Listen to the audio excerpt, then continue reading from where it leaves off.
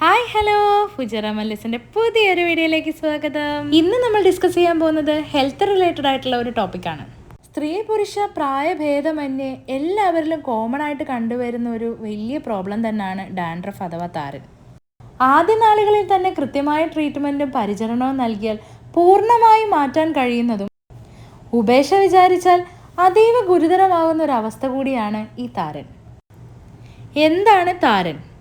അതായത് ശിരോചർമ്മത്തിൻ്റെ ഉപരിതലത്തിലെ കോശങ്ങൾ പൊടി പോലെ കൊഴിഞ്ഞു പോകുന്ന അവസ്ഥ. നമുക്ക് എല്ലാവർക്കും അറിയാം, തലമുടി ഇഴകൾക്കിടയിൽ വെള്ളപ്പൊടി പോലെ കാണപ്പെടുന്ന വസ്തുവിനെയാണ് നമ്മൾ താരൻ എന്ന് പറയുന്നത്.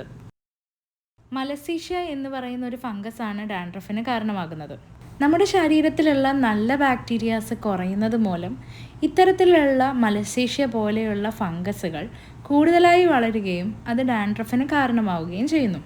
തലയോട്ടിയിലുള്ള സെബേഷ്യസ് ഗ്രന്ഥികൾ ഉൽപ്പാദിപ്പിക്കുന്ന സെബം എന്ന വസ്തു ഭക്ഷിച്ചാണ് ഈ ഫംഗസുകൾ ജീവിക്കുന്നത്. താരൻ്റെ അതേ ലക്ഷണങ്ങൾ പോലെ തന്നെ നമ്മുടെ തലയിലുണ്ടാകുന്ന മറ്റൊരവസ്ഥയാണ് ഡ്രൈ സ്കാൽപ്പ്. പല സമയങ്ങളിലും താരനും ഡ്രൈ സ്കാൽപ്പും ഡിഫറൻഷ്യേറ്റ് ചെയ്ത് മനസ്സിലാക്കാൻ വളരെ ബുദ്ധിമുട്ടാണ്. കാരണം രണ്ടിലും കാണിക്കുന്ന ലക്ഷണങ്ങൾ ഏകദേശം ഒരുപോലാണ്. എന്നിരുന്നാലും നേരിയ ചില വ്യത്യാസങ്ങൾ രണ്ടിനെയും വേർതിരിച്ചറിയാൻ നമ്മളെ സഹായിക്കുന്നു. ഡ്രൈ സ്കാൽപ്പിലായാലും ഡാൻഡ്രഫിലായാലും ചൊറിച്ചിൽ എന്നുള്ളത് ഒരു കോമൺ ഫാക്ടറാണ്. പക്ഷേ ഡ്രൈ സ്കാൽപ്പിൽ ഉണ്ടാക്കുന്നത് വളരെ ചെറിയ വെളുത്ത പൊടികളായിരിക്കും. കൂടാതെ ഡ്രൈ സ്കാൽപ്പിൻ്റേതായിട്ടുള്ള ലക്ഷണങ്ങൾ ശരീരത്തിൻ്റെ പല ഭാഗങ്ങളിലും നമുക്ക് കാണാൻ സാധിക്കും. എന്നാൽ ഡാൻഡ്രഫിൽ മെഴുക്കോട് കൂടിയ മഞ്ഞ നിറത്തിലുള്ള പൊടികളാണ് കാണാൻ സാധിക്കുക. അത് താരതമ്യേന വലുതുമായിരിക്കും. ശരീരത്തിലെ മോയ്സ്ചറൈസറിൻ്റെ അഥവാ മെഴുക്കിൻ്റെ അംശം കുറഞ്ഞവരിലാണ് ഡ്രൈ സ്കാൽപ്പ് കാണപ്പെടുന്നത്.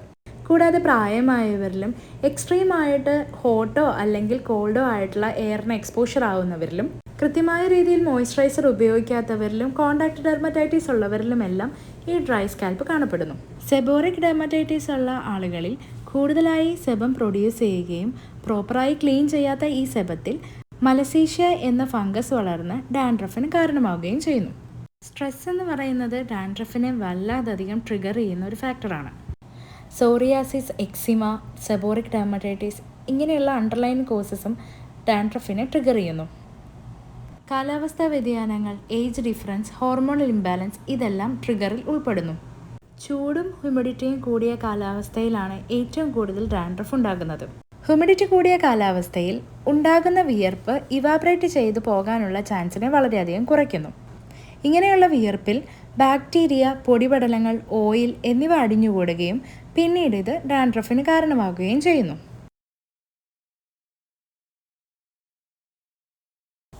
ഡാൻഡ്രഫിനെ പറ്റിയുള്ള പുതിയ റിസർച്ചുകൾ പറയുന്നത് ഉദരസംബന്ധമായ രോഗമുള്ളവരിൽ ഡാൻഡ്രഫ് കാണപ്പെടുന്നു എന്നാണ്. ഗ്യാസ്ട്രിക് പ്രോബ്ലത്തിന് ശാശ്വത പരിഹാരം കാണാതെ ഡാൻഡ്രഫിന് വേണ്ടി എന്ത് ട്രീറ്റ്മെൻറ്റ് തലയിൽ ചെയ്തിട്ടും യാതൊരു പ്രയോജനവുമില്ല. ഡാൻഡ്രഫിനെ ഷാമ്പൂയിലൂടെ പരിഹരിക്കാം എന്നുള്ളത് ഒരു തെറ്റായ ധാരണയാണ്. തലയിൽ അടിഞ്ഞുകൂടിയിരിക്കുന്ന മാലിന്യങ്ങളെ തുടച്ചു നീക്കാൻ ഷാമ്പൂവിന് സാധിക്കുന്നു. എന്നാൽ ഡ്രൈ സ്കാൽപ്പ്, ഡാൻഡ്രഫ് എന്നിവയ്ക്കുള്ള ശാശ്വതമായ ഒരു പരിഹാരവും ഷാമ്പൂയിലൂടെ ലഭിക്കുന്നില്ല എന്നതാണ് സത്യം. എന്തെല്ലാം ഹോം റെമഡീസ് ആണ് ഡാൻഡ്രഫിന് വേണ്ടി യൂസ് ചെയ്യാൻ പറ്റുന്നതെന്ന് നോക്കാം.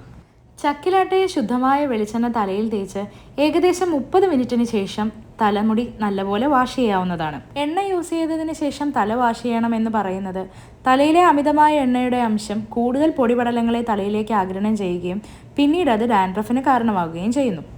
വാഷ് ചെയ്യുന്നതിന് വേണ്ടി മൈൽഡ് ആയിട്ടുള്ള ഷാമ്പുവോ പാരബൻ ഫ്രീ ആയിട്ടുള്ള ഷാമ്പുവോ യൂസ് ചെയ്യാം. സ്ഥിരമായി തലയിൽ ഷാമ്പു യൂസ് ചെയ്യുന്നത് അത്ര നല്ലതല്ല. അതുകൊണ്ട് തന്നെ താളിപ്പൊടികളോ ചെമ്പരത്തി താളിയോ യൂസ് ചെയ്യാവുന്നതാണ്. ചെമ്പരത്തി താളി തലയിലെ താരൻ കുറയ്ക്കാനും തലയെ നരീഷാക്കി വയ്ക്കാനും മുടി തഴച്ചു വളരാനും സഹായിക്കുന്നു. തൈര് തലയിൽ തേക്കുന്നത് വളരെ ഉത്തമമാണ്. അതുപോലെ തന്നെ തൈരിൻ്റെ കൂടെ ഉലുവ അരച്ച് തലയിൽ തേക്കുന്നതും താരൻ പോകാനായിട്ട് സഹായിക്കുന്നു. കഴുകി കുതിർത്തി വെച്ച ഉലുവ ആ വെള്ളത്തോടു കൂടെ തന്നെ അരച്ച് തലയിൽ പുരട്ടി 30 മിനിറ്റിന് ശേഷം കഴുകി കളയുന്നത് തലമുടി നരീഷാക്കാനും താരൻ കുറയ്ക്കാനും സഹായിക്കുന്നു. ഡബിൾ ബോയിലിംഗ് മെത്തേഡിലൂടെ ചൂടാക്കിയ എണ്ണ തലയിൽ തേച്ച് പിടിപ്പിക്കുന്നത് ഡാൻഡ്രഫ് കുറയ്ക്കാൻ സഹായിക്കുന്നു. കാച്ചിയ എണ്ണ യൂസ് ചെയ്യുന്നവർ ഒരിക്കലും കാച്ചിയ എണ്ണ വീണ്ടും ഡബിൾ ബോയിൽ മെത്തേഡിലൂടെ ചൂടാക്കാൻ ശ്രമിക്കരുത്. ഡബിൾ ബോയിലിംഗ് മെത്തേഡിലൂടെ ചൂടാക്കിയ വെളിച്ചെണ്ണയിലേക്ക് ചെറുനാരങ്ങയുടെ നീര് ചേർത്ത് മിക്സ് ചെയ്ത് തലയിൽ തേച്ച് 20 മിനിറ്റ്സിന് ശേഷം വാഷ് ചെയ്ത് കളയുന്നത് ഡാൻഡ്രഫ് കുറയ്ക്കുന്നതായി കാണപ്പെടുന്നു. ഗൾഫ് രാജ്യങ്ങളിൽ സുലഭമായി കിട്ടുന്ന ഒന്നാണ് ആര്യവേപ്പ്. 3 ഗ്ലാസ് വെള്ളത്തിലേക്ക് 2 പിടി ആര്യവേപ്പിൻ്റെ ഇല വൃത്തിയായി കഴുകിയത് ഇട്ട് കൊടുക്കുക. ശേഷം 3 ഗ്ലാസ് വെള്ളം 1.5 ഗ്ലാസ് ആകുന്നത് വരെ നല്ലപോലെ വേവിക്കുക. പിറ്റേ ദിവസം ഈ വെള്ളം എടുക്കുമ്പോഴേക്കും ആര്യവേപ്പിൻ്റെ ഇല നല്ലപോലെ ഒന്ന് പിഴിഞ്ഞതിന് ശേഷം വെള്ളം മാത്രം ഊറ്റിയെടുക്കുക. തലയിൽ ഷാമ്പു ഉപയോഗിച്ചതിന് ശേഷം വെള്ളത്തിൽ നല്ലപോലെ തല വൃത്തിയായി കഴുകുക. പിന്നീട് ഈ വെള്ളം തലയിൽ ഒഴിക്കുക. ആഴ്ചയിൽ 1 ദിവസം വെച്ച് ഇങ്ങനെ ചെയ്താൽ തലയിലെ താരൻ കുറയുന്നതായി കാണപ്പെടുന്നു. ഈ പറഞ്ഞ കാര്യങ്ങൾ നിങ്ങൾക്ക് ഹെൽപ്ഫുള്ളായി തോന്നിയെങ്കിൽ ലൈക്ക് ചെയ്യാനും ഷെയർ ചെയ്യാനും കമൻറ്റ് ചെയ്യാനും മറക്കരുതേ. Thanks for watching.